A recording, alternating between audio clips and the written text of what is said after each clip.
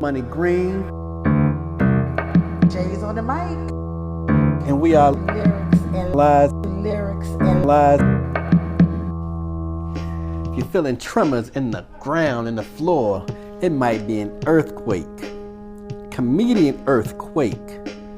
His ex-wife is out here talking about him. And she was on, what, Comedy Hype? Is that what it's called? Comedy Hype. Comedy Hype. Earthquake. The comedian Earthquake. His ex-wife is on Comedy Hype, which is on YouTube, talking about divorcing Earthquake and talk about their entire relationship and how he's quote-unquote turning his back on his family. So, I'm Money Green. Shayz on the mic. Is right next to me, and we are Lyrics and Lies. And we're going to get into this because this is deep. It's a little shallow, but it's also deep because it has some extra information that you're not privy to. Uh-oh. Yes, I'm going to bring all this stuff up. Okay. So go ahead and break it down. Circle. Go ahead and break it down. How did this get your attention? So, I look at Comedy Hype. I want to put a shout out to Comedy Hype. I like their episodes and everything. They bring to light about a lot of comedians. And I came across this. I like Earthquake. I think he's very funny. And I'm going to be honest with you. When I saw divorcing her Earthquake, it got me. So I was like, let me check this out. And I knew that Money Green likes Earthquake too. So I was like, I think that, and he didn't bring it to me. So I was like, I beat him to something. OMG. So as the gentleman was interviewing, I can't remember his name. Anyway, it's not important, the host. No, Interviewing, because I said it's not important. it's not. Was interviewing his ex-wife and how her and Earthquake got together, how they met. Just like any normal couple met, they went out a few times. I think he was a comedian at that time. Right. When they met. And he had his own club. So she would go, and then, that's how it started. Hang out with him and all that. It was hanging out. Yeah. And, he asked her out, and shouldn't have had to, but go ahead. But yeah. So anyway, they courted, or he courted her. Then after a while, he asked her to marry her. I'm trying to remember. Was it 6 months later? It wasn't a very long relationship. It wasn't a long relationship. They broke off or separated in Atlanta. And I think years later. It was years later. He was in California and LA, and they bumped into each other. And they started kicking it then. But she has a gripe. So let's get to the gripe. That's what you really want to get to. Because that's what this is all about. Let's get to the gripe. So she's really beefing with him about how he is not really in his son's life. No. That's not what she said. She felt that he turned his back on her when they got divorced.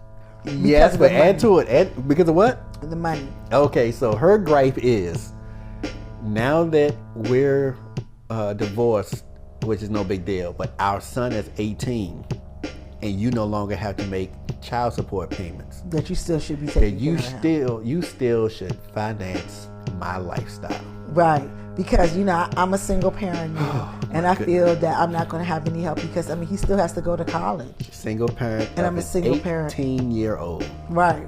But once a child turns 18, he's grown. He's not in college, there's no more payments. No, right. It ends. So that's her gripe. And a lot of women may have that gripe. But she did give some good points on their relationship. She did say she didn't make it all bad. She did highlight. None of that is important. You know why? Because there's no more money. That money has dried up. And she said that he turned his back. He actually overpaid in child support. He did? You're not used to hearing that, are you? Yes, he overpaid in child support. So he's actually quote unquote owed a couple of dollars from her. Right. So here's the issue, and I heard him speak on this. Actually, I heard him talk about this the past year. Okay. And one thing he always brought up, and this is before all this happened because this is new. One thing he always brought up over the past couple of years what are you going to do without that man around or that woman around that pays for everything and that gives you this lifestyle? What are you going to do when all this is over with? You should have a life of your own. You should have money of your own. Do not wait until the money dries up to try to figure out what you do with your life. I've heard him say this countless times. So when you sent me this video, divorcing earthquake, and I said, uh-oh. And she starts talking. I'm saying to myself, this fits exactly what he's been saying the past couple of years. Because she did not prepare for the day that she would no longer get child support payments. And that child support isn't supposed to be for her and the child. It's supposed to just be for the child. But of course, you got to pay some bills with that money because it's for the child. So the child needs a place to stay. So it makes sense to pay the rent. So I'm with all that. But when that child support dries up, how are you going to pay your rent? Well, I think that she is going off of her parents.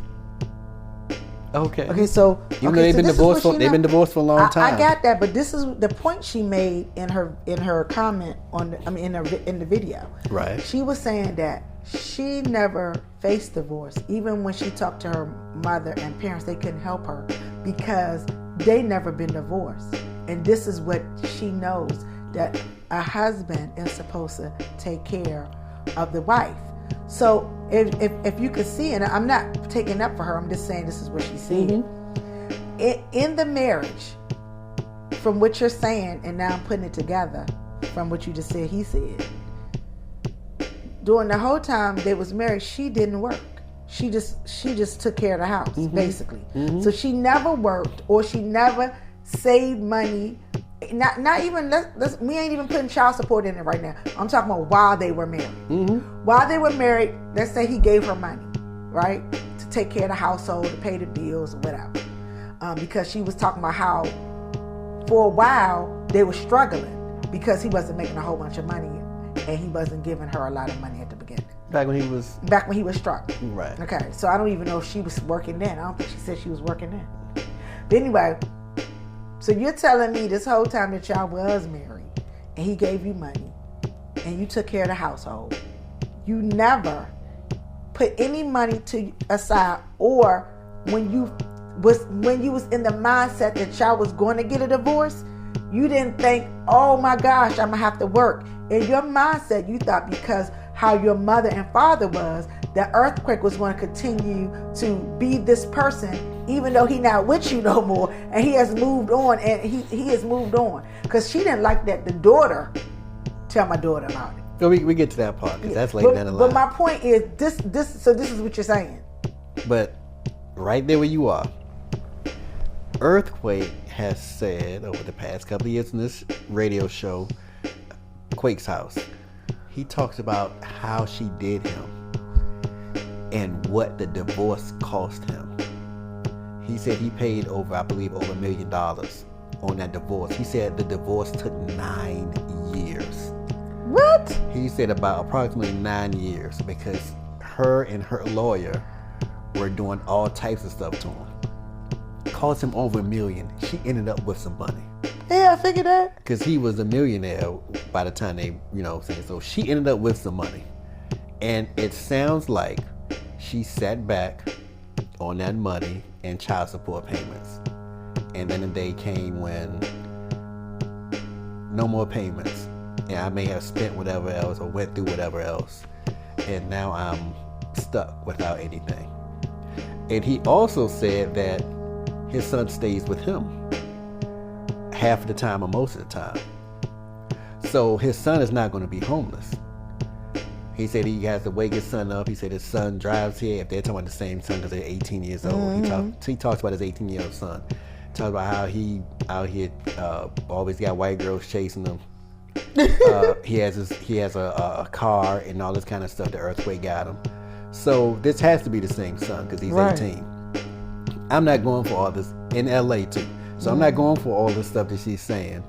If, in fact, this same son lives with earthquake, goes to school, goes to a private school, you know what I'm saying? And that costs a lot of money. Earthquake talking about how much money the private school costs, which he still, has to pay until he graduates this year. and the car and all this other stuff on top of it, the refrigerator. Talking about him always, in the kitchen. Right. I'm not going for this. Your son is going to be homeless. No, your ass going to be homeless. Unless you and our son come up with a way to make money, because you're not in my pocket no more. You got all this stuff from the divorce. That's why she didn't get alimony, I guess.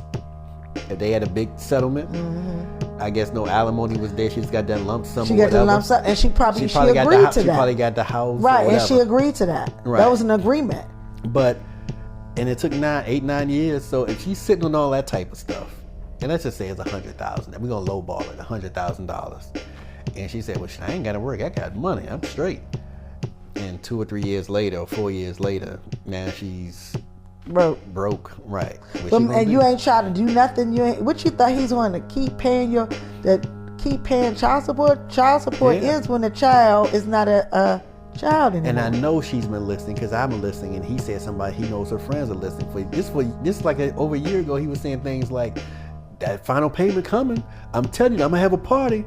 I ain't gonna have a such and such party. I ain't gonna have no graduation party. I'm gonna have a no more child support payment party.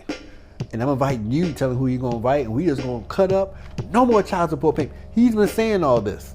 And what she think he was joking? I know he's serious. I know because I hear other men say, "I'm gonna have a party or celebrate when there's no more." I know that's gonna happen soon for me too.